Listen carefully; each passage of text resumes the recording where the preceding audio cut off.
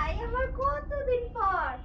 কেমন আছিস তুই? ভালো আছি। আহারে শুকিয়ে গেছিস একদম। আয় আয় আয় ঘরে আয়। হ্যাঁ। আয় কি অবস্থা আরে। আয় আয় ভাই। আয়। হ্যাঁ। আচ্ছা শুয়ে থাক। জার্নি করে এসেছিস এই ঠান্ডার মধ্যে। শুয়ে থাক শুয়ে থাক। আহা কম্বল টম্বল নিয়ে শো। তোর জন্য আমি কাচ্চি রান্না করে নিয়ে আসি ঠিক আছে? তুই একটু ঘুমা ঘুমা। উফ, আজকে এত টায়ার্ড লাগতেছে। আরে জান, ভালো আছো? কি রে, তুই কখন আসলি? মাত্র আসছি। মাত্র আসছো? কি যেন আমাকে তো কেউ কিছু বললো না। দিদি দিদি আমাকে এখানে শুয়ে রাখছে, কাশি টানতেছে। ও আচ্ছা ঠিক আছে, শুয়ে থাক। আচ্ছা ঠিক আছে, তুমি শুয়ে থাক। হ্যাঁ, শুয়ে থাকো মামা। কি করতেছো?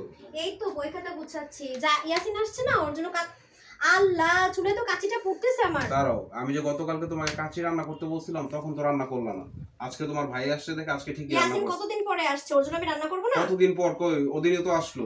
2 দিন পর পরে তোমার ভাই চলে আসে। তো আসবে না, বাচ্চা মানুষ, ও আসতে মন চায় ও আসে, আমার বাসায় আসবে না তো কোথায় যাবে ও? এত তো আসা যাবে না, সবকিছুর একটা লিমিট থাকা দরকার। ইয়াসিন রান্না শেষ, আয় খেতে আয়। তারপরে তুমি 1 মিনিট বসো।